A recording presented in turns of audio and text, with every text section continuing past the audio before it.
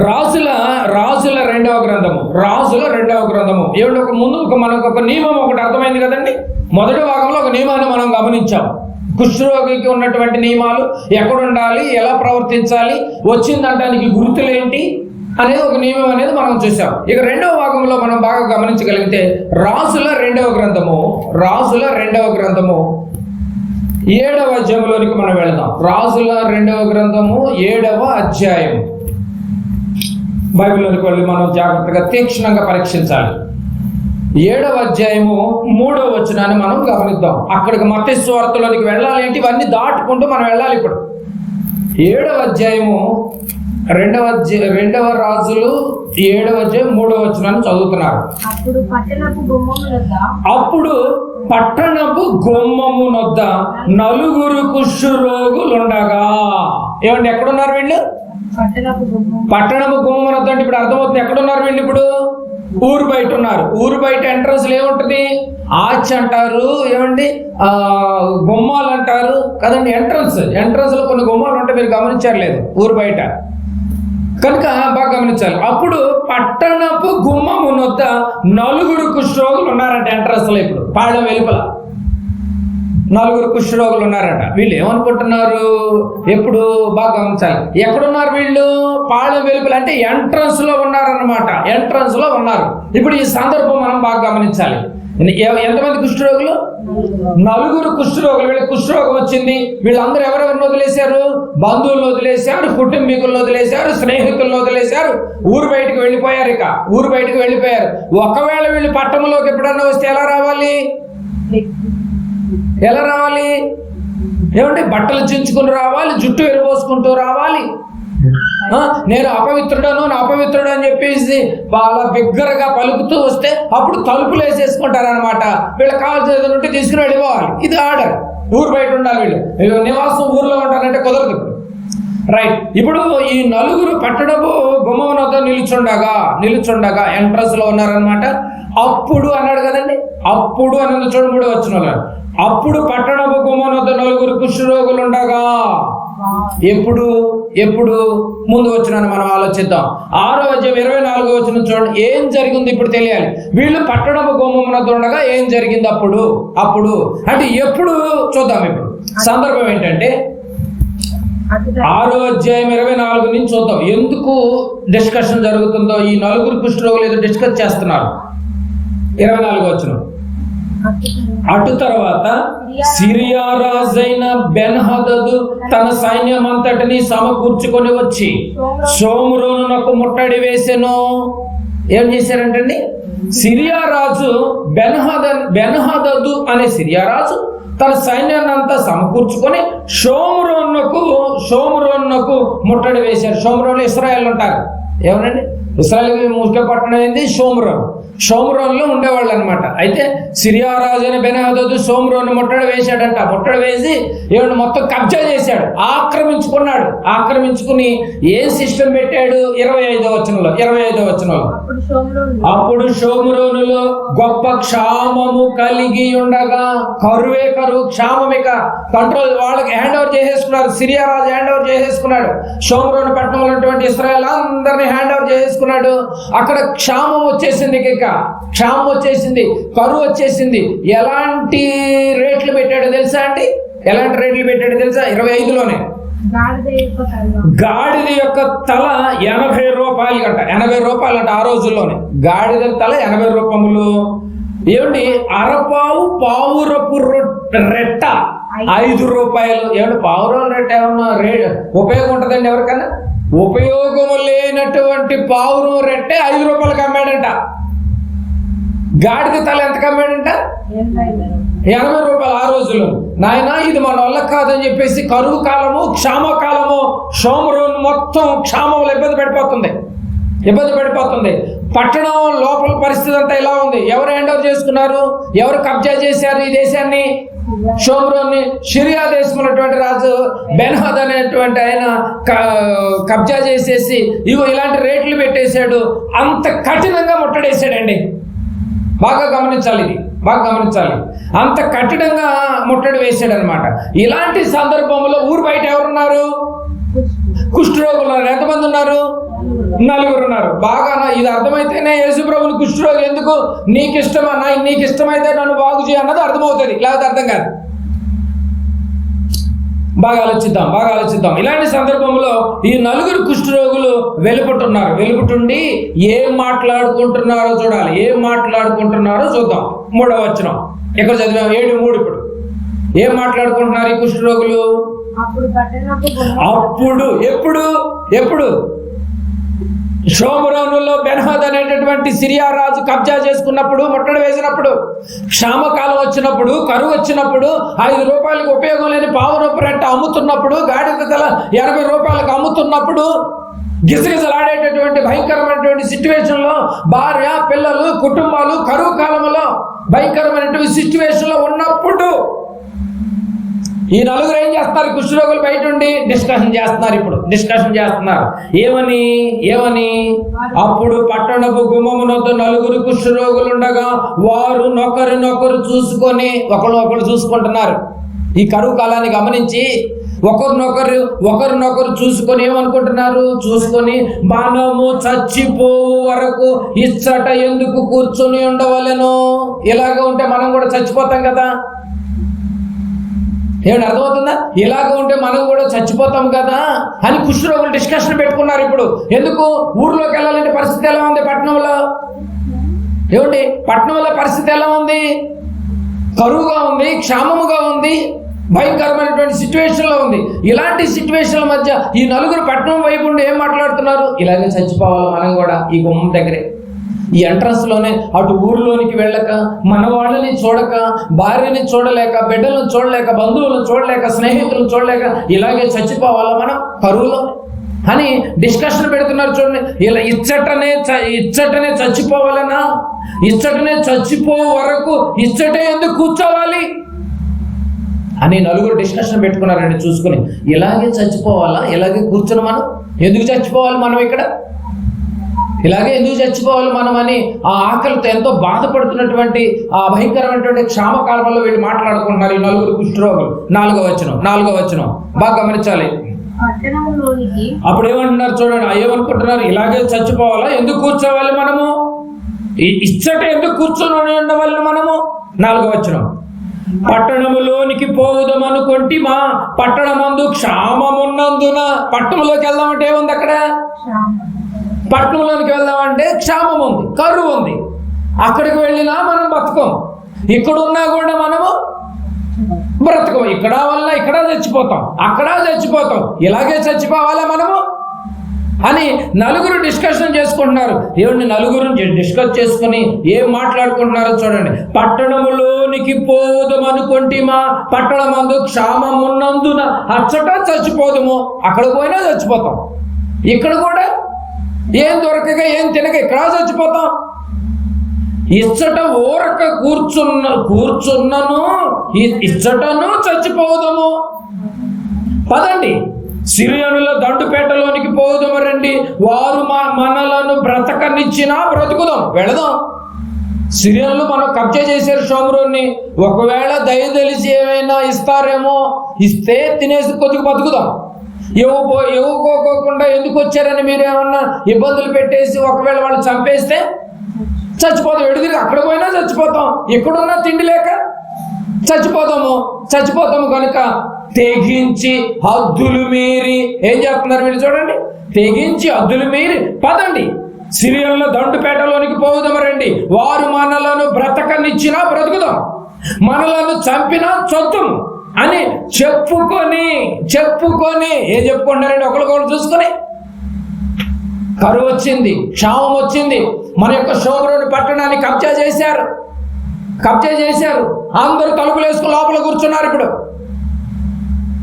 ఏదైనా బయటకు వచ్చి కొనుక్కుందామని అంటే ఉపయోగం లేదు, అమ్ముతున్నారు. అది ₹1 రెట్ట ఎవరికి కావాలి? ఉపయోగం లేదు. ఎవరు ₹1 రెట్ట తిని నువ్వు బతికేస్తావా? మనకు కావాల్సింది ఆహార పదార్థాలు. కానీ వాళ్ళు ₹1 రెట్టను ₹5 అమ్ముతున్నారు. అంటే ఎంత క్లిష్ట పరిస్థితిలో ఉందో చూడండి. పరిస్థితి తిండి లేదు, బయటకు వద్దామంటే ₹1 రెట్ట అమ్ముతున్నారు. ఎంత గతి లేని బతుకుతున్నారు చూడండి. ఇప్పుడు గాడిద తలకాయ ఎవరికి కావాలండి? గొర్రె తలకాయలు తినేవాళ్ళకి గాడిద తలకాయ మనకి వచ్చింది. ఉపయోగం లేని అమ్మి తినమంటే ఏం తింటారండి? అందరూ తలుపులు వేసుకొని ఏమండి భయంకరమైనటువంటి సిచ్యువేషన్ మధ్య, క్షామం మధ్య షోమ్రోను పట్టడం మొత్తం ఇశ్రాయేలు మొత్తం గజ గజ గజ గజ గజ గజ భయపడుతూ వాళ్ళు చచ్చిపోతున్నారు. అక్కడ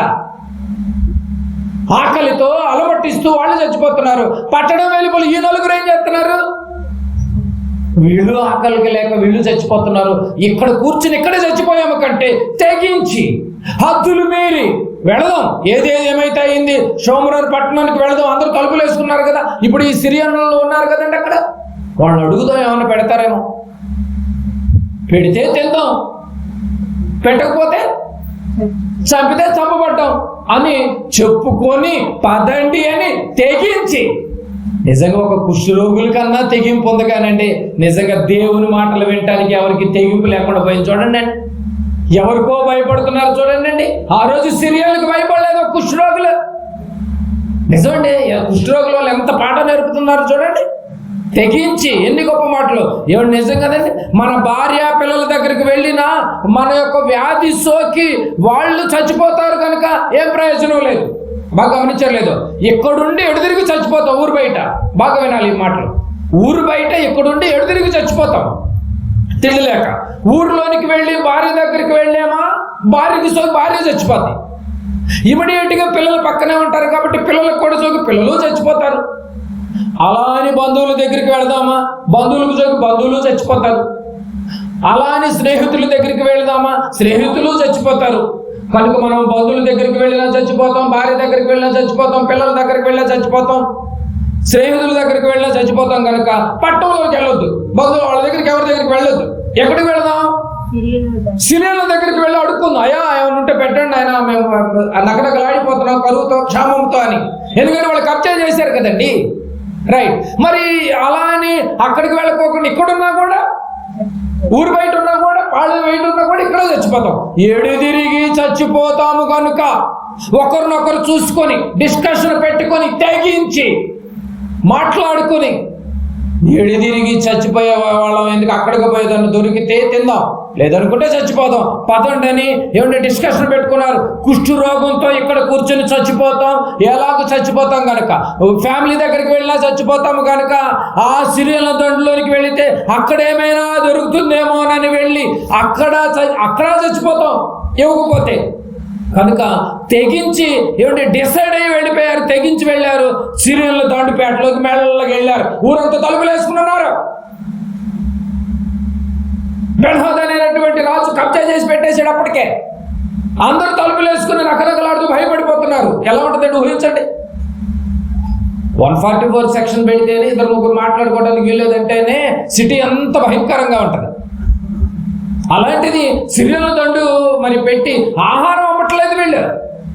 పనికిరాని పావురపు రెట్టలు, పనికిరాని గాడిద తలకాయలు ఎవరు కొనుక్కుంటారు, ఎవరికి అవసరం.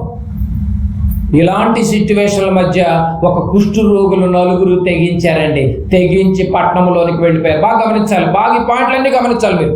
ఊరు బయట ఉన్నా చచ్చిపోతాం, ఊరిలోనికి వెళ్ళేమా మన ద్వారా మన భార్య చచ్చిపోతాయి, పిల్లలు చచ్చిపోతారు, బంధువులు చచ్చిపోతారు, స్నేహితులు చచ్చిపోతారు, రక్త సంబంధికులు చచ్చిపోతారు. తప్ప ఎవరి దగ్గరికి వెళ్ళొద్దు, వాళ్ళు చచ్చిపోతారు. కనుక ఈ చచ్చిపోయేదేదో మనము సిరియన్ల దగ్గరికి వెళ్ళి అడుగుదాం. వాళ్ళు చంపితే చంపేద్దాం, చంపబడతాం. ఒకవేళ ఏదైనా దయదలిచి ఫుడ్ పెడితే తిందాం, బ్రతుకుతాం. ఇక్కడుండి చచ్చిపోయే కంటే కొంచెం తెగించి ముందుకు వెళదాం అని చెప్పి వెళ్ళారండి. పట్టణం లోపలికి వెళ్ళారు. ఇప్పుడు 5వ వచనం చూడండి. చూద్దాం 5వ వచనం. సంధ్య చీకటి యందు సిరియనుల దండుపేటల్లోకి పోవలెనని లేచి ఏ వేళ వెళ్ళారండి? సంధ్య చీకటి. ఇక సాయంకాలం మెల్లగా వెళ్తున్నారు. ఇక మెల్లగా వెళ్ళి సంధ్య చీకటి యందు సిరియనుల దండుపేటలోనికి పోవాలని లేచి సిరియనుల దండు వెలుపల భాగమునొద్దకు రాగా అచ్చట ఎవరునూ కనపడకపోయిరి. పట్టణం లోపలికి వెళ్ళేసరికి ఎవ్వరు కనపడలేదండి. సిరియన్లు కబ్జా చేసినటువంటి వీళ్ళు ఎవరు ఎవరునూ కనపడకపోయిరి. వీళ్ళు అనుకుంటున్నారు ఎవరు కనపడకపోయిరి. బాగా చూడాలి.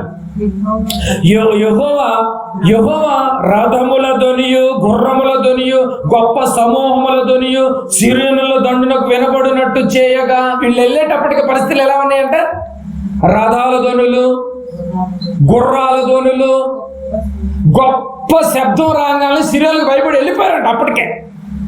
ఏమంటే నిజంగా ఎంత భయంకరమైనటువంటి సిచ్యువేషన్లు వీళ్ళ తెగింపుకి దేవుడు కూడా కరుణించి నిజంగా వాళ్ళకి ఒకలాంటి గుర్రాల శబ్దము రథాల శబ్దం కల్పించి సిరియల్ ఆ పట్టణం నుంచి వెళ్ళిపోయేటట్టు చేశాడంట.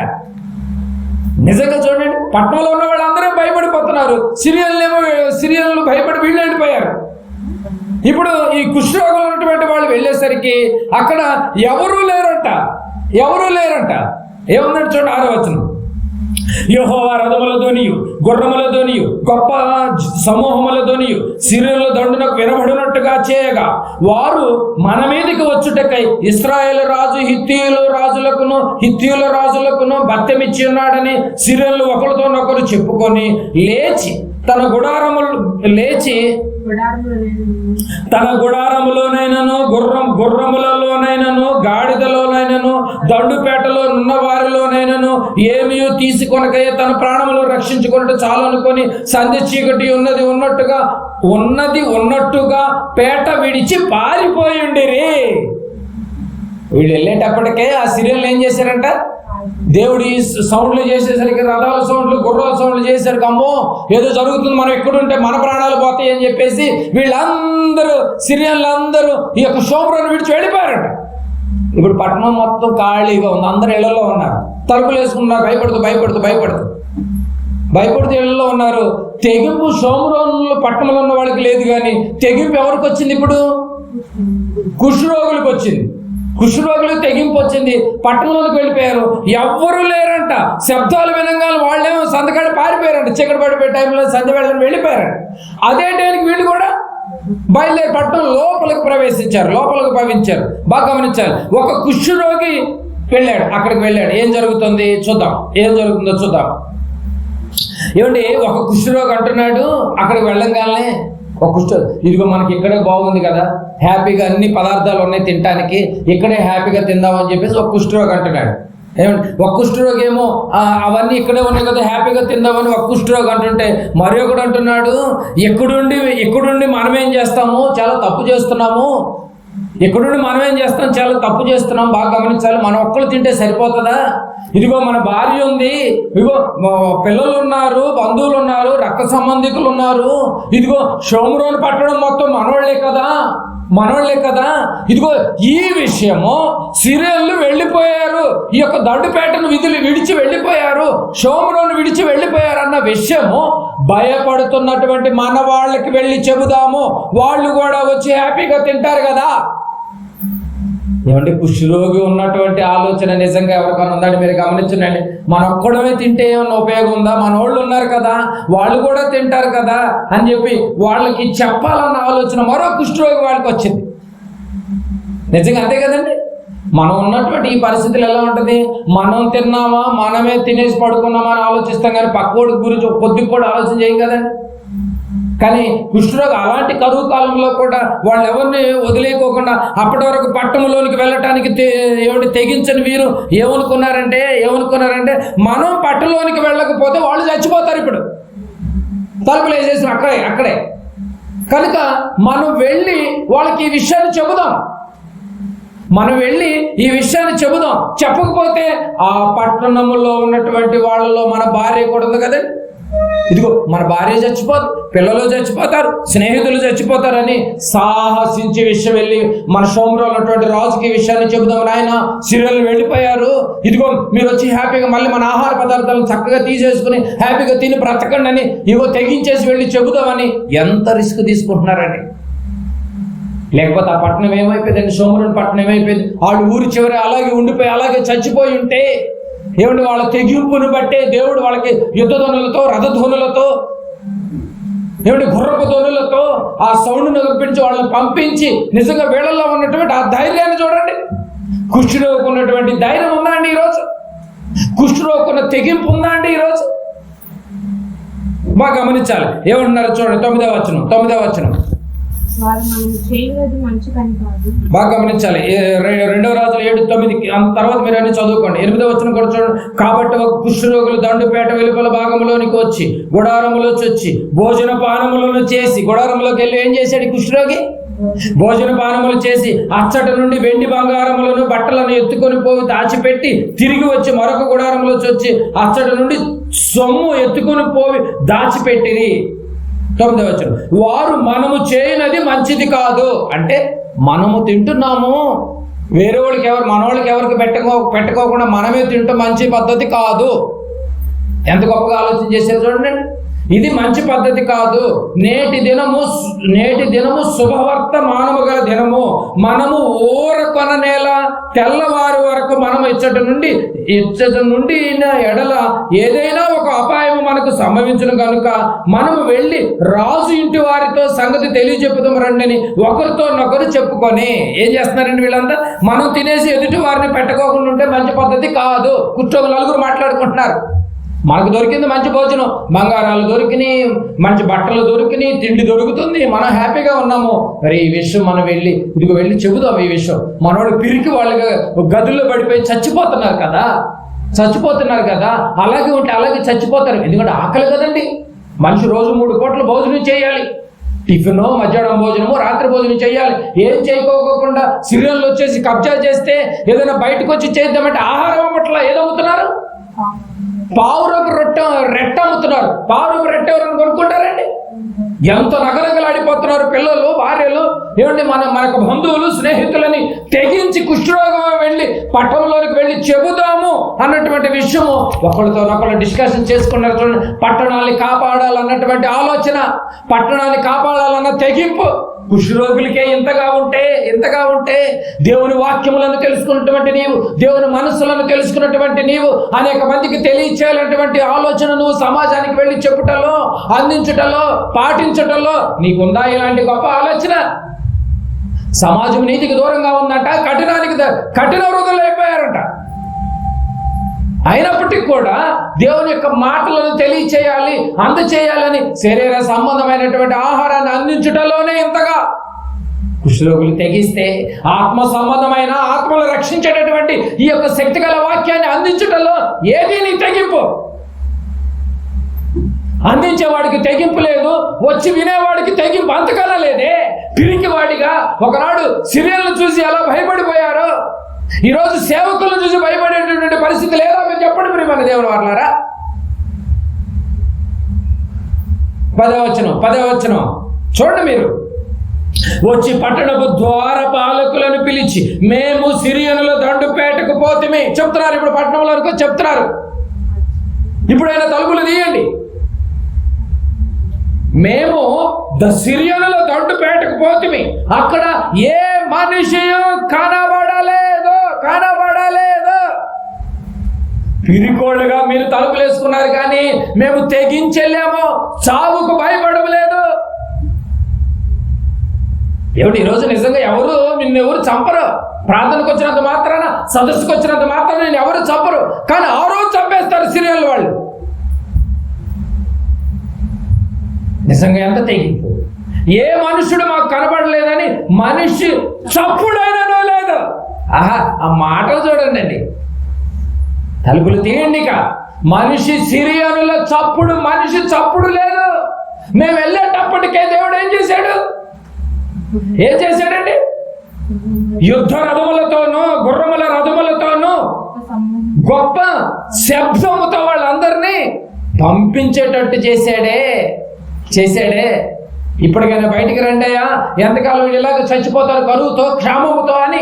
ఏ మనుషుడు మాకు కనబడలేదు, మనిషి చప్పుడైనను లేదు. కట్టబడిన గుర్రములను, కట్టబడిన గాడిదలు ఉన్నవి కానీ గుడారముల దగ్గర ఎవరునూ లేరని వారితో అనగా. చూసారండి? కానీ ఈ కుష్ఠరోగుల్ని ఈ పట్టణం ఎలా చూసింది? ఎలా ఉండమని చెప్పింది? బట్టలు చింపుకొని, జుట్టు వీరబోసుకొని, పైపేదాన్ని కప్పుకొని, నేను అపవిత్రుడని, ఇదిగో మీరు ఎప్పుడు తిరుగుతూ ఉండాలి, సమాజం వెలుపల, ఊరు బయట పాళెం వెలుపల ఉండాలని చెప్పేసి ఇదే పట్టణం శాసిస్తే, వాళ్ళే ఈరోజు ఏమయ్యారు? ఇప్పుడు దిక్కైపోయారు చూడండి. వాళ్ళే ఈ కుటుంబాలకు దిక్కైపోయారు చూడండి. నిజంగా ఎన్ని గొప్ప మాటలండి. ఇక్కడ సిరియన్లో ఉన్నారని ఎవరింట్లో వాళ్ళు భయపడిపడుతున్నారు తప్ప ఊరిలో ఉన్న ప్రజలందరూ ఆకలితో అలమటిస్తున్నారు కనుక ఆకలితో చచ్చిపోతున్నారు. ఇవాళ నిజంగా ఎంత గొప్పగా ఆలోచించారండి కుష్ఠరోగులు. అయ్యో మనవాళ్ళు ఆకలితో చచ్చిపోతున్నారే, సిరియన్లకు భయపడి ఆకలితో చచ్చిపోతున్నారే. నిజంగా ఈరోజు సేవకులకు భయపడి నిజంగా వాక్యము లేక చచ్చిపోయిన నరకానికి వెళుతున్నారు. తెలుసా మీకు? నీకిష్టమైతే నన్ను శుద్ధినిగా చెయ్యని ఎందుకు అన్నాడు? డైరెక్ట్గా నన్ను బాగు చేయవచ్చుగా. ఎవరికి తెలియదు, ఎవరికి అవసరం లేదు, ఎవరు పట్టించుకోరు. వాక్యం ఎలా ఉంటే మాకెందుకని అని అంటున్నారు. భయంతో ఆ రోజు వాళ్ళు చచ్చిపోతున్నారు. ఇదిగో వాళ్ళని కాపాడారు కుష్ఠరోగులు. ఏ రోజున ఆలోచించారండి? నీకిష్టమైతే నన్ను శుద్ధినిగా చేయని యేసు ప్రభువు అని ఎందుకు ప్రశ్న వేశాడు? డైరెక్ట్గా బాగు చేయనొచ్చుగా. అది అర్థం కావటం కోసం కుష్ఠరోగుల యొక్క నియమాలు, నిబంధనలు, కట్టడలు, వారి యొక్క పరిస్థితులు ఎలా ఉన్నాయి, ఇవన్నీ చరిత్రను అర్థమవుతుంది. కుష్ఠరోగులు ఎక్కడుంచేవాళ్ళు, ఎలా చూసేవాళ్ళు? ఊరు బయట ఉంచేవాళ్ళు. సరైన బట్టలు వేసుకునే పరిస్థితి లేదు. అందరికి దూరం అయిపోవాలి. బాగా గమనించాలి. కనుక వారు వెళ్ళి వారికి ఈ విషయాన్ని చెప్పారు. చెప్పిన తర్వాత అందరూ తలుపులు తీసి బయటకు వచ్చేసారు. వెళ్ళి చక్కగా వెళ్ళి ఆహారాన్ని తెచ్చుకున్నారు, బంగారాలు తెచ్చుకున్నారు, హ్యాపీగా బ్రతికేశారు. బాగా గమనించాలి. ఒక కుష్ఠరోగి పరిస్థితి ఎంత భయంకరమైనటువంటి సిచ్యువేషన్లో ఉందో, అయినప్పటికీ కూడా చివరికి వాళ్ళని కాపాడింది ఎవరు? ఈ కుష్ఠరోగులే. తీసేసి పట్టించుకొని ఎవరు లెక్క చేయనటువంటి ఈ కుష్ఠరోగులే ఆ రోజు సోమరంలో ఉన్నటువంటి మా ఇశ్రాయేలు అందరినీ కాపాడింది ఈ కుష్ఠరోగులే. తెగించి పట్టణంలోనికి వెళ్ళిపోయారు. ఎంతకాలం బతుకుతారండి బాబు? నేను బ్రతికేది, పెంచేది, పోషించేది నీ జీవితం వల్ల నువ్వు బ్రతుకుతుంటే ఎవరో ఎందుకో భయపడిపోతారు. ఎందుకంటే నాకు అర్థం కాదు. నువ్వు కష్టపడితేనే, చెమటోడిస్తేనే ఆ పొలంలో వచ్చినటువంటి వాటిని అమ్ముకుని కుటుంబాన్ని పోషించుకోగలుగుతున్నావు. నువ్వు కష్టపడి నెలంతా క్యారేజ్ కట్టుకుని పొట్టకు కట్టుకుని వెళితేనే, నెల జీతం వస్తేనే నీ కుటుంబం ముందుకు వెళుతోంది. ఎందుకు భయాలు? అర్థమవుతుందండి? నిజాలండి బాబు ఇవి. ఎవరండి పోషిస్తుంది? నీకు ప్రాణం పెట్టింది దేవుడు, నిన్ను పోషిస్తుంది దేవుడు, నిన్ను పెంచింది దేవుడు, నీకు ఊపిరిచ్చింది దేవుడు. ఇలాంటి విలువైన వాక్యాలకు దూరమై కఠినులై నీతికి దూరంగా ఉండేవారులారా, నా మాట ఆలకించండి అన్నాడు కదా యెషయా ప్రవక్త ద్వారా. దేనికి దూరంగా ఉన్నామంట? మనం అనుకున్నాము దేవునికి దగ్గరగా ఉన్నాం. కాదు, నీతికి దూరంగా ఉన్నామంట. నీతికి వారసులుగా ఉండాల్సినటువంటి దేవుని పిల్లలు ఈరోజు నీతికి దూరమై కఠినస్తులై దేవునికి కన్ను మూసిన తర్వాత దేవునికి దూరం అయిపోతారా? అది రాత్రి కుష్ఠరోగులైనటువంటి నలుగురు చూడు ఏం తెగించారో. ఎలాగూ చచ్చిపోతాము కనుక మన వాళ్ళని కాపాడుకుందాం, మన బిడ్డలను కాపాడుకుందాం, మన భార్యలను కాపాడుకుందాం, బంధువులను కాపాడుకుందాం, స్నేహితులు కాపాడుకుందాం అని తెగించి వెళ్ళారండి. ఆ తెగింపుకు దేవుడికి యొక్క సహాయం తోడైంది వీళ్ళకి. సిరియన్లు సాయంకాలానికి అందరిని పంపించేశాడంట దేవుడు. ఎడుదిరిగి చచ్చిపోతాం కదండి. నిజం కదండి. ఈరోజు మనం కూడా ఎడుదిరిగి చచ్చిపోతాం. ఈ రోజు కాకపోయినా రేపైనా ఎడుదిరిగి చచ్చిపోతాం. ఈ చచ్చిపోయే లోపే నీవు తెలుసుకున్నటువంటి ఈ వాక్యాన్ని నలుగురికి పంచవయ్యా.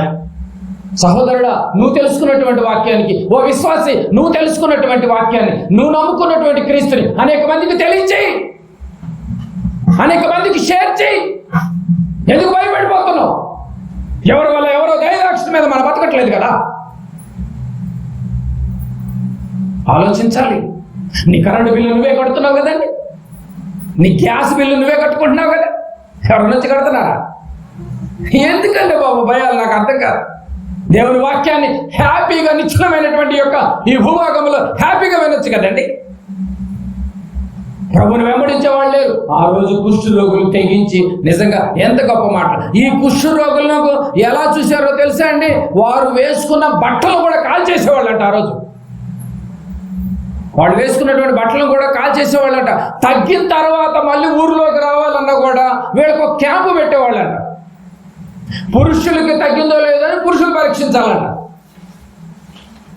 స్త్రీలకి ఒకవేళ స్త్రీలకు వస్తే స్త్రీలకు తగ్గిందో లేదో అని స్త్రీలు పరీక్షించాలట. ఎక్కడైనా పొడవులు ఉన్నాయేమో, ఎక్కడైనా మచ్చలు ఉన్నాయేమో, ఎక్కడైనా పొక్కులు ఉన్నాయేమో, ఇంకేమైనా తగ్గిందో తగ్గలేదో అని. అంత భయంకరమైనటువంటి రోగాలు ఆ రోజు. ఈ రోగము, ఈ కుష్ఠ రోగము రాజుకు వచ్చినా కూడా రాజు కూడా ఊరు బయటికి వెళ్ళిపోవాల్సిందే. రాజు అయితే ఏంటి ఎవరైనా కానీ. చూద్దాం ఆ రెఫరెన్స్ కూడా చూడండి. రాజుల 2వ గ్రంథం 15వ అధ్యాయానికి రండి. ఏమండి, ఒక్కసారి రాజుకు వచ్చిందండి, రాజు కూడా ఊర్లో ఉండటానికి వీల్లేదు. రాజు కూడా ఊర్లో ఉండటానికి వీల్లేదు. రాజుల 2వ గ్రంథం 15వ అధ్యాయము. రాజుల 2వ గ్రంథము 15వ అధ్యాయము 5వ వచనాన్ని చూడండి. 15వ అధ్యాయం 5వ వచనం. యెహోవా ఈ రాజును మొత్తినందున అతడు మరణమోగు వరకు, అతడు చనిపోయేంత వరకు కుష్ఠరోగి అయి ప్రత్యేకముగా ఒక నగరిలో నివసించాలి. నగరిలో ఉండాలి, ఇక్కడ ఉండడానికి లేదు, ప్రత్యేకంగా ఉండాలి, సపరేట్ గా ఉండాలి. రాజు అయినా కూడా. ఏమంటే ఆ రోజు కుష్ఠరోగుల్ని ఎంత నీచంగా, ఎంత భయంకరమైనటువంటి సిచ్యువేషన్లో పాపం బాధపడుతున్నారు చూడండి. ఎంత దూరంగా పెట్టారు మీరు గమనించాలి. ఎంత దూరంగా పెట్టారు చూడండి. ఎంత భయంకరమైన పరిస్థితి ఎవరిది ఇప్పుడు? కుష్ఠరోగిని. ఎంత భయంకరమైన పరిస్థితి అండి, ఎంత భయంకరమైన పరిస్థితి అండి.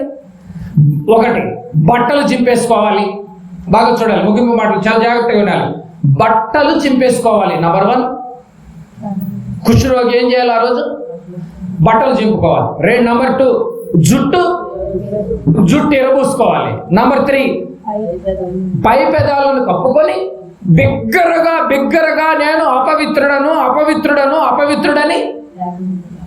ఏమండి వీధులతో కేకలు వేసుకుంటూ వెళ్ళాలి. 4, అయిన వారు అందరికీ దూరంగా ఉండాలి. స్నేహితులకు దూరంగా ఉండాలి, బంధువులకు దూరంగా ఉండాలి, రక్త సంబంధులకు దూరంగా ఉండాలి, భార్య అయినా కూడా నువ్వు దూరంగా ఉండాలి, పిల్లలైనా దూరంగా అయిపోవాలి. ఎవరికి నువ్వు దగ్గరగా ఉండడానికి వీలేదు. 4, 5, ఊరు బయట ఉండాలి. ఏమంటే ఎక్కడ ఉండాలి? ఊరు బయట అనగా ఊరు వెలుపల భాగంలో నువ్వు నివసించాలి. ఎవరు నిన్ను ఆదరించరు, ఎవరు నిన్ను కనికరించరు, ఎవరు నిన్ను దగ్గర చేర్చుకోరు, ఎవరు నీ మీద దయాదాక్షిణ్యం చూయించరు, ఎవరు నిన్ను కనికరాన్ని చూయించరు. ఒకవేళ తగ్గిన తర్వాత కూడా నీ బట్టలు కాల్చేయాలి.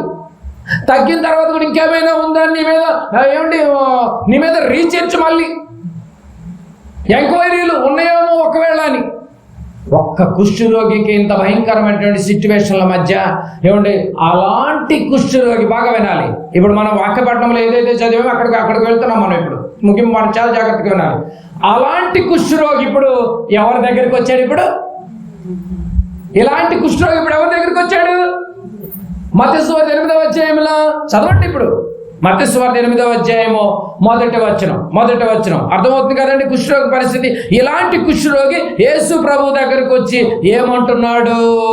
మత్తయి సువార్త 8వ అధ్యాయము 2వ వచనం, మొదటి వచనం కూడా చూద్దాం. ఇప్పుడు ఆ సందర్భ వాక్యపట్నం మనం ధ్యానించాలి. ఇప్పుడు ఆయన ఆ కొండ మీద నుండి దిగి వచ్చినప్పుడు బహుజన సమూహములు ఆయనను వెంబడించాను. ఆ వెంబడించినటువంటి వారిలో ఇప్పుడు ఎవరున్నారు?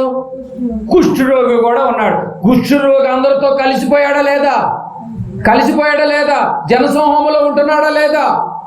ఎలా ఉన్నాడు ఇప్పుడు? ఏ సిచ్యువేషన్ లో ఉన్నాడు ఇప్పుడు కుష్ఠరోగి? ఏ కుష్ఠరోగులు ఏ సిచ్యువేషన్ ఉన్నాడు?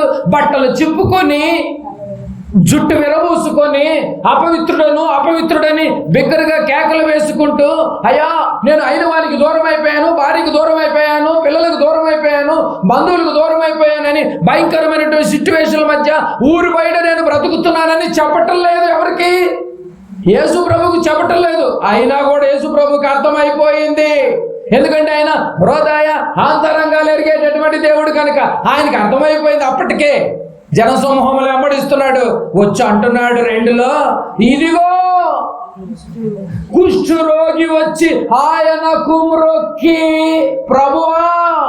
ఏమైనా అర్థమవుతుందండి మీకు పాయింట్? కుష్ఠరోగి పరిస్థితులన్నీ ఇప్పుడు చరిత్ర చూసొచ్చాం మనం. ఇలాంటి భయంకరమైనటువంటి సిచ్యువేషన్లో కుష్ఠరోగి యేసు ప్రభు పాదాల మీద పడి, ప్రభువా, మ్రొక్కి, ప్రభువా నీకిష్టమైతేనే నన్ను బాగు చేయి. నీకు ఇష్టం లేకపోతే వదిలేయి నాయన. కుష్ఠరోగి బాధ అర్థమైపోయిందండి యేసు ప్రభుల వారికి. ఈ చరిత్ర అంతా చెప్పలేదు. ఇప్పుడు ఈ సిస్టమ్ అంతా చెప్పలేదు ఎవరికి? యేసు ప్రభువుకి చెప్పలేదు. అర్థమైపోయింది.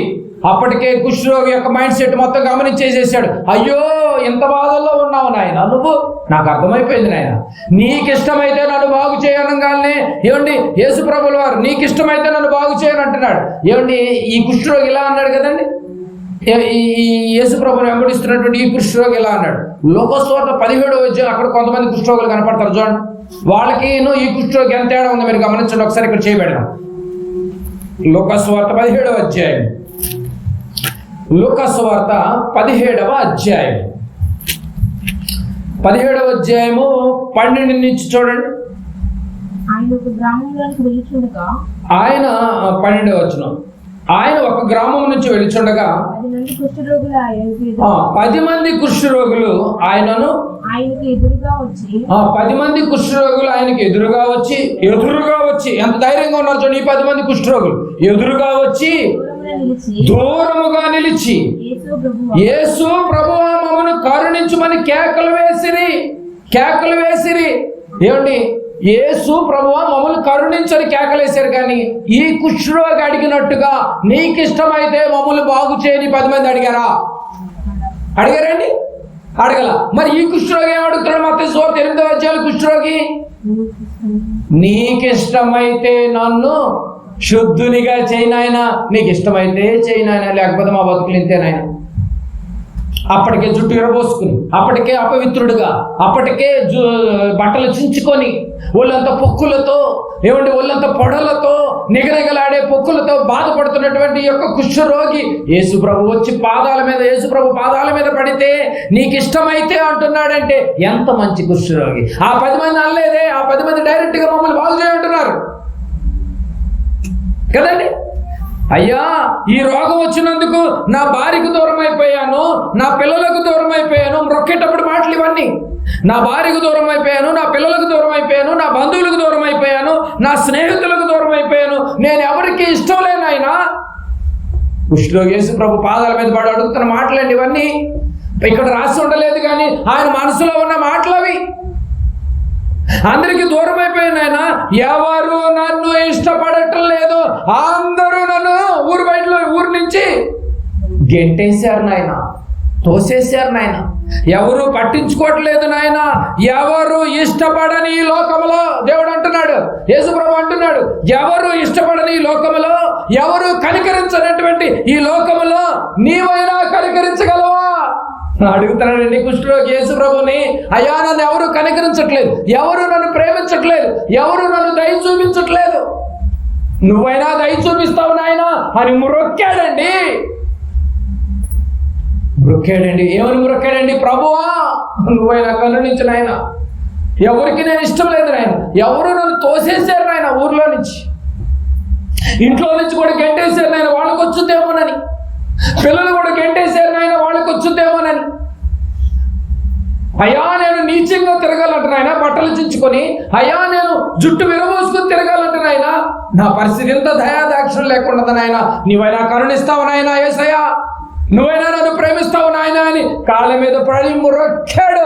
ఆ విషయం యేసు ప్రభు గమనించి అంటున్నాడు, అయ్యో నువ్వు ఎంత వేదన చెందుతున్నావు నాకు అర్థమైపోయింది నాయన అని. ఇప్పుడు 3వ వచనం ఏమంటున్నాడు చూడండి. ఆ కుష్ఠరోగిని అది యేసు అర్థం చేసుకుని 3వ వచనం అంటున్నాడు, మత్తయి సువార్త 8వ అధ్యాయం 3వ వచనంలో, అందుకు ఆయన చెయ్యి చాపి వాణ్ణి ముట్టి, ఆహా ఎంత గొప్ప మాట, అందుకు ఆయన చెయ్యి చాపి వాణ్ణి ముట్టాడు చూడండి, వాణ్ణి ముట్టి నాకిష్టమే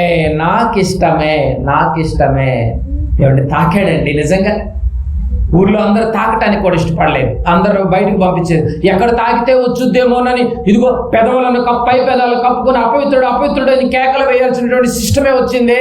అలాంటి టైంలో నాయన నన్ను ఎవరు తాకట్లేదు నాయన, ఊరు బయట పెట్టారు, నువ్వు నన్ను తాకావా, నాకు ఇష్టం నాయన, నువ్వు నాకిష్టమే అంటున్నాడు చూడండి, నాకిష్టమే అంటున్నాడు. బాగా గమనించాలి. ఒక కుష్ఠరోగి వేదన ఎవరికి అర్థమైంది? ఇప్పుడు యేసు ప్రభువుకి అర్థమైపోయింది. ఒక కుష్ఠరోగి బాధ యేసుకి అర్థమైపోయింది. కనికరం చూయించాడు ఆనాడే కాదు ఈనాడైనా కూడా కనికరం చూయిస్తూనే ఉంటాడు. నువ్వే పెడచెవని పెడతావు, నువ్వే కఠిన హృదయుడు అయిపోతావు. యేసు దగ్గరకు వస్తున్నావు పట్టించుకో, వాక్యం నీ పాదాల దగ్గరికి వచ్చినంత పట్టించుకో, వాక్యం నీ హృదయాన్ని తాగుతున్నా పట్టించుకో. చూడు, కనికరం లేని వాడిగా మారిపోయేవే. ఒకవేళ కుష్ఠరోగి బాధ అర్థమైపోయింది, కనికరం చూయిస్తున్నారు. నిన్ను ఎవరు ఇష్టపడని ఈ లోకములో ఏమండి ఇష్టపడే యేసున్నాడని నువ్వు మర్చిపోకూడదు. ఎప్పుడు కుటుంబంలో నిన్ను ఇష్టపడకపోవచ్చు, నీ భర్త నిన్ను ఇష్టపడకపోవచ్చు, నీ భార్య నిన్ను ఇష్టపడకపోవచ్చు, నీ పిల్లలు నిన్ను గౌరవించకపోవచ్చేమో, కానీ సమాజంలో నీ బంధువులు గౌరవించకపోవచ్చేమో, సమాజంలో స్నేహితులు గౌరవించకపోవచ్చేమో, సమాజంలో నీ రక్త సంబంధికులు గౌరవించకపోవచ్చేమో, కానీ యేసు నిన్ను కనికరించడానికి రెడీగా ఉన్నాడు. చూడండి, కుష్ఠరోగి వ్యాధిని ఉన్నటువంటి అతన్ని నేనున్నానని అభయహస్తాన్ని ఇచ్చినటువంటి యేసు నన్ను కనికరించడానికి కూడా, నన్ను ప్రేమించడానికి కూడా నిజంగా సిద్ధంగా ఉన్నాడు. ప్రియమైన దేవుడు వారలారా, నిజంగా ఎంత గొప్ప అర్థం చేసుకునేటువంటి యేసు ఉండగా ఎందుకంటే బాధలు. నిజంగా ఇలాంటి యేసు నువ్వు వెంబడించడానికి సిద్ధంగా ఉన్నావా? ఇలాంటి యేసు కనికరాన్ని పొందుకోవడానికి నువ్వు సిద్ధంగా ఉన్నావా? ఇంకా మూఢ నమ్మకాల్లోనే పడిపోయి ఇంకా భయపడి ఎవరి కోసమో బతుకుతున్నావేమో. యేసయ్య కనికరం వృధా అయిపోతుంది. చూసారా, ఆయన సిద్ధంగానే ఉన్నాడు ప్రేమించడానికి. నువ్వు సిద్ధంగా ఉన్నావా? నిజంగా ఆయన కుష్ఠరోగితో కలిసి భోజనం కూడా చేశాడంట. తాగటమే కాదంట, భోజనం కూడా చేశాడంట, కలిసి వాళ్ళతో తిరిగాడంట కూడా. బాగా గమనించాలి ప్రియమైన దేవుని వారలారా, నిన్ను ఎవరు ఇష్టపడకపోయినా ప్రేమించేటటువంటి ఇదిగో యేసయ్య ఉన్నాడని మాత్రం నువ్వు మర్చిపోకూడదు. ఆ రోజు కుష్ఠరోగిని ప్రేమించాడు, కనికరం చూయించాడు, కనికరాన్ని చూయించాడు. కనికరం కరువైపోయినటువంటి ఈ రోజుల్లో ఏమండి, తాకినా కూడా ఎక్కడ వచ్చుద్ది అన్నటువంటి ఈ రోజుల్లో నిజంగా కనికరాన్ని చూయించాడు కదండి. నిజంగా ఒకప్పుడు కరోనా వచ్చినప్పుడు కూడా ఎక్కడ వచ్చుద్దేమోనని భయపడి పలకరించడం కూడా మానేశారే. ఏమంటే నిజమా కదండి? ఎక్కడ చచ్చిపోతామోనని భయపడి పలకరించడానికి కూడా మానేసి తలుపులు వేసుకుని క్వారంటైన్లో పెట్టేసుకుని భార్య అయితే ఏంటి, భర్త అయితే ఏంటంటే అట్నుంచి అటే ఇంటికి కూడా తీసుకురావద్దని అన్నారే. ఇలాంటి భయంకరమైనటువంటి కుష్ఠరోగి తాకాడు అని అంటే యేసుప్రభు ఎంతగా తెగించాడు, ఎంతగా ప్రేమించాడండి. తండ్రి ప్రేమ యేసులో ఏమైపోయారండి ఆనాటి సేవకులందరూ? ఏమైపోయారండి? ఈ కరోనా ఉన్నటువంటి వాళ్ళందరినీ మరి ప్రార్థన చేసి బయట పడేయచ్చు కదా. ఏమైపోయారు? అందరూ తలుపులు వేసుకుని వెళ్ళలో కూర్చున్నారు. మళ్ళీ మేళాలు వస్తే కానీ ఫోన్లు ఆన్ చేసుకోరు, మీటింగ్లో డబ్బులు తొప్పుకోవటానికి. ఎంత దౌర్భాగ్యమైనటువంటి పరిస్థితి. యేసు తాకాడు, యేసు వాళ్ళతో తిన్నాడు, వాళ్ళతో పాటు కలిసి ప్రయాణం చేశాడు. వాళ్ళు ముట్టాడే, నాకు ఇష్టమే నాయన, నీ బాధ అంతా నాకు అర్థమైపోయింది అని ఎంత గొప్పగా చెప్తున్నాడు. తండ్రి కనికరము ఇదిగో నేను కూడా చూయిస్తాను అంటున్నాడు. చూడండి యేసు ప్రభుల వారు, అయా నాలో ఉన్న కనికరము నాది కాదు, నానే తండ్రిది. ఆ తండ్రిలోని కనికరం ఇప్పుడు నాలోకి వచ్చింది. నాలో ఉన్న కనికరాన్ని మీలో కూడా చూడాలనుకుంటున్నాడు. ఎదుటి వాడి మీద కనికరం ఉందా అండి? కనికరం ఉందా? ఎదుటి వాళ్ళ పట్ల జాలి ఉందా? ఎదుటి వాళ్ళ పట్ల ప్రేమ ఉందా? ఈరోజు నీకేది ఉందో, నీకు నచ్చినట్టుగా నువ్వు తింటున్నావు, కానీ ఎదుటి వాళ్ళకి కొద్దిగానే పెడదామని ఆలోచన ఉందా? కానీ కుష్ఠరోగులు ఆలోచన చేశారు. ఆ రోజు 4 కుష్ఠరోగులు పట్టణం లోపలికి వెళ్ళి ఏం చేశారు? అయ్యో మనం ఇది తింటాం, ఇది కరెక్ట్ కాదు. మన బంధువులు ఉన్నారు, మన పిల్లలు ఉన్నారు, మన స్నేహితులు ఉన్నారు, పట్టణంలో ఉన్న వాళ్ళందరూ మనవాళ్ళు కదా, వాళ్ళకి కూడా ఈ విషయాన్ని తెలియచేద్దాం. వాళ్ళు కూడా వచ్చి హ్యాపీగా భోజనం చేసిన వాళ్ళ కుటుంబాలు కూడా చక్కగా హ్యాపీగా బ్రతుకుతారు కదా అన్నటువంటి గొప్ప మనసు నిజంగా మనకెప్పుడు రావాలి. బాగా ఆలోచించాలి ప్రియమైన దేవుని వారలారా. కుష్ఠరోగం కన్నా భయంకరమైన రోగం ఏది ఇప్పుడు? కుష్ఠరోగం కన్నా భయంకరమైన రోగం పాపం అన్నమాట. ఇప్పుడు కుష్ఠరోగానికి మందులు వచ్చేసాయి. ఇప్పుడు కుష్ఠరోగం కన్నా భయంకరమైనటువంటి రోగం పాపం. ఈ పాపంతో ఒకవేళ నువ్వు కన్ను మూస్తే నువ్వు వెళ్ళేది నరకానికే. ఈ పాపాన్ని కూడా నువ్వు ఎంత ఘోర పాపమైనా కావచ్చు, భయంకరమైనటువంటి మర్డరర్ కావచ్చు, భయంకరమైనటువంటి అత్యాచారి కావచ్చు, భయంకరమైనటువంటి వ్యభిచారి కావచ్చు, భయంకరమైనటువంటి దొంగ కావచ్చు, భయంకరమైన దొండగులు కావచ్చు, అయినప్పటికీ కూడా నువ్వు బ్రతుకుంటే, నువ్వు సజీవ లెక్కలో ఉంటే, నిజంగా నువ్వు దేవుని దగ్గరకు వస్తే యేసయ్య ద్వారా నిన్ను కనికరాన్ని చూపించడానికి ఆయన రెడీగా ఉన్నాడు. నీ పాపాన్ని కడుక్కోవడానికి నువ్వు సిద్ధంగా ఉన్నావా? ఇలాగే నువ్వు ఒకవేళ బ్రతికితే నువ్వు నరకానికి వెళ్ళాల్సి వచ్చింది. కుష్ఠరోగి బాగుపడ్డ తర్వాత గ్రామంలోనికి వెళ్ళటానికి ఎలా, పట్టణంలోనికి వెళ్ళటానికి ఎలా వెసులుబాటు ఉందో, నువ్వు పాపంతో మరణిస్తే నువ్వు వెళ్ళేది నరకానికే. పాపాన్ని కడుక్కుని ప్రభు కోసం, ప్రభు యొక్క కనికరాన్ని నువ్వు పొందుకోగలిగితే నువ్వు పరలోకం అనే పట్టణంలోనికి ప్రవేశించాలంటే ఏముండకూడదు? నువ్వు ఉండకూడదు. ఆ రోజు పట్టణంలో ప్రవేశించాలంటే వాళ్ళకి ఏమి ఉండకూడదు? కుష్ఠ ఉండకూడదు, కుష్ఠరోగం ఉండకూడదు. ఈ రోజు నువ్వు భూలోకమనే ఈ పట్టణం నుంచి పరలోకమనే పట్టణానికి ప్రవేశించాలంటే నీలో, నాలో, మనందరిలో కూడా ఏమి ఉండకూడదు? రోగంతో ఉండి చచ్చిపోయినా పర్లేదు, కానీ ఏముండి చచ్చిపోకూడదు? పాపం ఉండి చచ్చిపోకూడదు. కుష్ఠరోగం కూడా భయంకరమైనటువంటిది. ఇప్పుడు ఏది?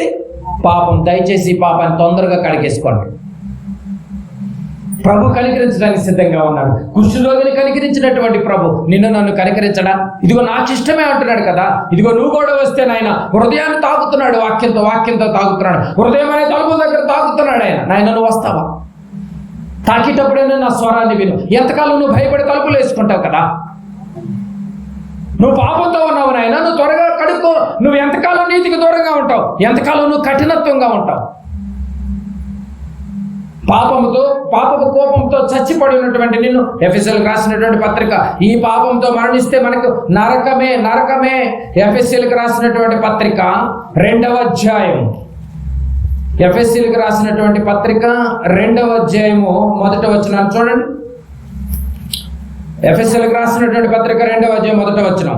మీరు అపరాధముల చేతను పాపముల చేతను మీరు చచ్చిన వారై ఉండగా. అయ్యో మీరు చచ్చిపోయారు, పరలోకం అనే పట్టణానికి దూరంగా ఉన్నారు, మీరు చచ్చిపోయి ఉన్నారు నాయన.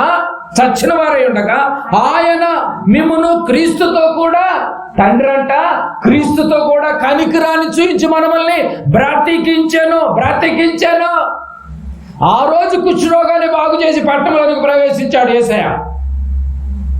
ఈరోజు నీ పాపాన్ని కూడా కడిగివేసి, యేసు రక్తంతో నిన్ను కడిగివేసి పరలోకానికి పంపించడానికి ఈరోజు కూడా సిద్ధంగా ఉన్నాడు ప్రభు.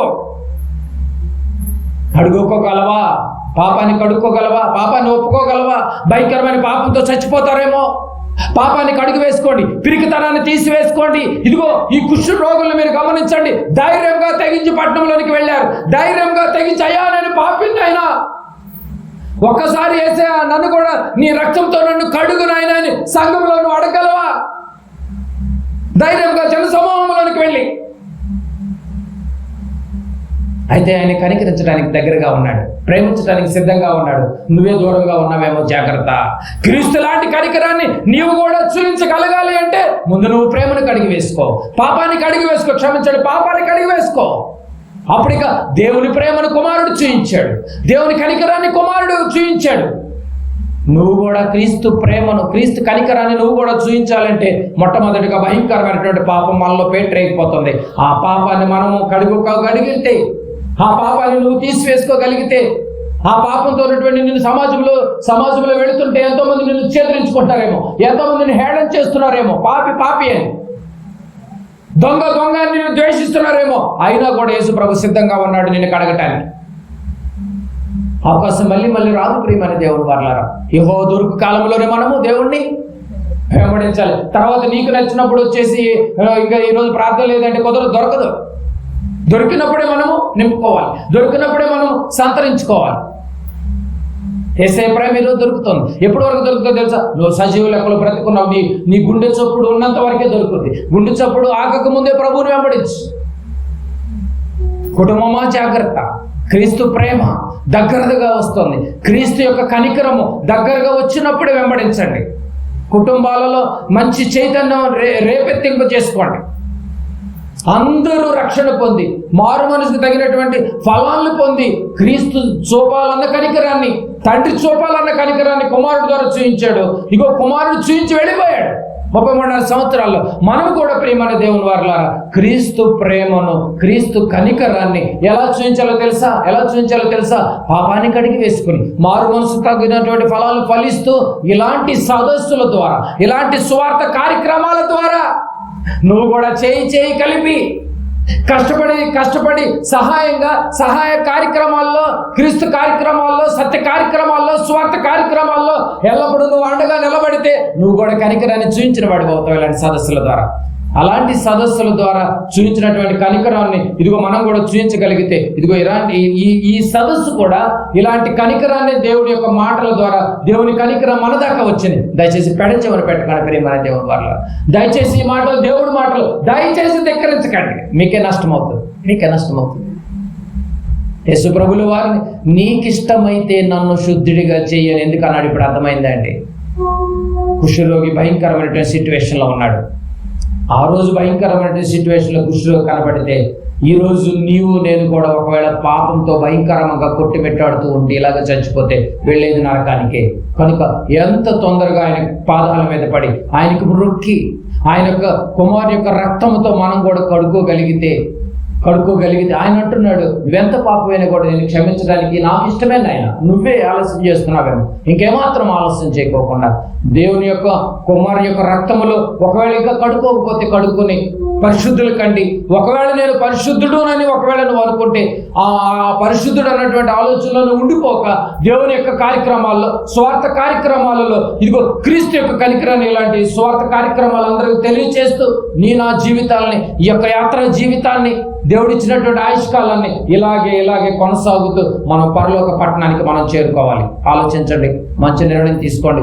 క్రీస్తు చూపినటువంటి కనికరాన్ని, క్రీస్తు ఒక కుష్ఠరోగి పట్ల ఎలాంటి కనికరాన్ని చూపించాడో ఇదిగో నా పట్ల కూడా, పాపుల పట్ల కూడా ఇదిగో దేవుని యొక్క కుమారుడు క్రీస్తు ఇలా కనికరాన్ని చూపించగలుగుతున్నాడు. ఇదిగో నువ్వు కూడా అనేక మంది మన గ్రామంలో, అనేక మంది మన పట్టణంలో, అనేక మంది మన బంధువులు, అనేక మంది రక్త సంబంధులు క్రీస్తు ప్రేమ తెలియక కన్ను మూస్తే పరలోక పట్టణానికి వెళ్ళలేక నరకం అనేటటువంటి పట్టణానికి పోతున్నారు. వాళ్ళందరినీ నువ్వు తప్పించాలంటే ఇదిగో ఇలాంటి విలువైనటువంటి కార్యక్రమాల్లో పాలుభాగస్తులవ్వండి. దేవుని కుమారులుగా పిలువబడండి.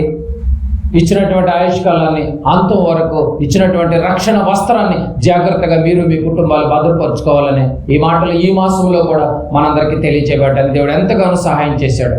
దేవుడు చిత్తమైతే మరో మాసంలో కూడా ఇలాంటి కార్యక్రమాల్లో మేము కూడా పాలుభాగస్తులు అవుతామని, ఇలాంటి కార్యక్రమాలు నేను వెన్నంటూ ఉండి ఇదిగో ఎల్లప్పుడూ మేము దేవుని క్రీస్తు కనికరాన్ని మేము పోగొట్టుకోకుండా ఎల్లప్పుడూ కాపాడుకుంటామని, ఎవరికి భయపడక తెగించి ఒక కుష్ఠరోగులు ఏ రీతిగా పట్టణంలోనికి వెళ్ళి కాపాడారు అలాంటి తెగింపు మనందరికీ బైబిల్ పట్టుకున్నటువంటి ప్రతి క్రైస్తవులకు ఉండాలన్నటువంటి దృక్కోణంలోనే ఈ మాటలు మీ దాకా తీసుకురాగలిగే దీని యొక్క ప్రేమను దూరం చేసుకోకండి. దగ్గర అవ్వండి, కళ్ళు మూసుకోండి, ప్రార్థన చేసుకోండి.